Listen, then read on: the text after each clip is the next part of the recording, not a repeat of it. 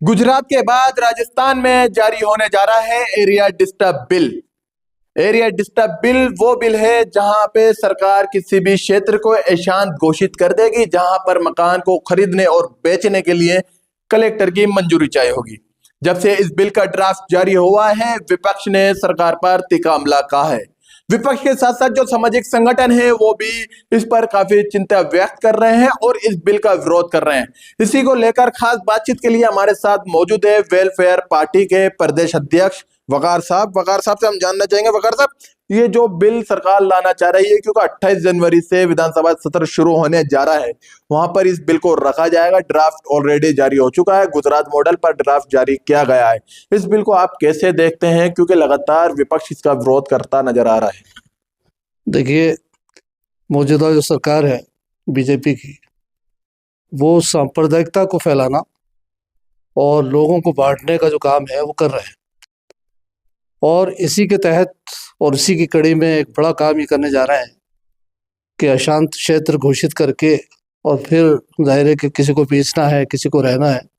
ये मौलिक अधिकारों में से है कि जहाँ पर कॉलोनियाँ या मोहल्ले आबाद हैं वहाँ पर लोग आकर के मकान खरीद सकते हैं, बेच सकते हैं। लेकिन ये कलेक्टर को पावर दे दी गई। तो मैं और मेरी पार्टी समझते हैं कि ये बिल्कुल एक तरह से जो उन्होंने रणनीति अपनाई है, जैसा मैंने शुरू में कहा कि आप कहना चाह रहे ये हैं कि कलेक्टर को अगर ये राइट मिलता है तो ये असीमित पावर को सीमित पावर को असीमित करने की तैयारी है। हाँ, मैं वही कहने वाला था कि कलेक्टर को पावर देने का मतलब ये है कि फिर किसी को भी, ख़ास तौर से जो माइनॉरिटी के लोग हैं उन पर ये सीधा असर होगा। और माइनॉरिटी के लोग फिर इधर उधर कहीं अपने कहाँ जाकर रहेंगे, कैसे रहेंगे, ये एक बड़ी प्रॉब्लम हो जाएगी। फिर किसी भी क्षेत्र को ये अशांत को क्षेत्र घोषित करके और फिर ये चाहेंगे कि यहाँ पर मैं तो इसको मूल रूप से समझता हूँ कि सांप्रदायिकता का जहर जो पूरे देश के अंदर ये फैला रहा है उसी का एक पार्ट है। क्योंकि जिस तरीके से इसका बिल का पूरा विरोध किया जा रहा है, कहीं ना कहीं जो लोग पक्ष में हैं वो ये कह रहे हैं, जिस तरीके से मुसलमानों पर तथाकथित आरोप लगते थे कि ये हिंदुओं का जबरन पलायन करा रहे हैं, उस पर कहीं ना कहीं जो है मुसलमान के लिए भी ये फायदेमंद साबित होगा, क्योंकि वो पलायन जैसे जो आरोप है वो आगे नहीं लगेंगे। मैं इसके बिल्कुल उल्टा देखता हूँ और आप लोग भी इसकी गवाही देंगे कि जो माइनॉरिटी के एरियाज हैं वहाँ तो कोई भी यानी बहुसंख्यक आकर के रह सकते हैं और कहीं कोई परेशानी हमें नज़र नहीं आती।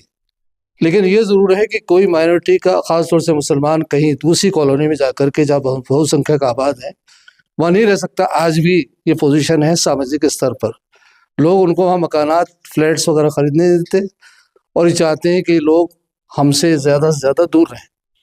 तो इसमें बहुत बड़ी कमी है इस लॉ के अंदर। इसको पूरे तौर पर जो है हम ज्यादा बात करना करते हुए मैं आखिरी सवाल आपसे यही चाहूंगा, अगर ये बिल लागू होता है तो आपकी पार्टी और आप क्या करेंगे? इसका विरोध करेंगे या जो है कोर्ट का दरवाजा खटखटाएंगे? नहीं, अभी जो ड्राफ्ट आया है उसी का विरोध कर रहे हैं हम तो, और आगे जाकर के इस पर रणनीति बनाएंगे।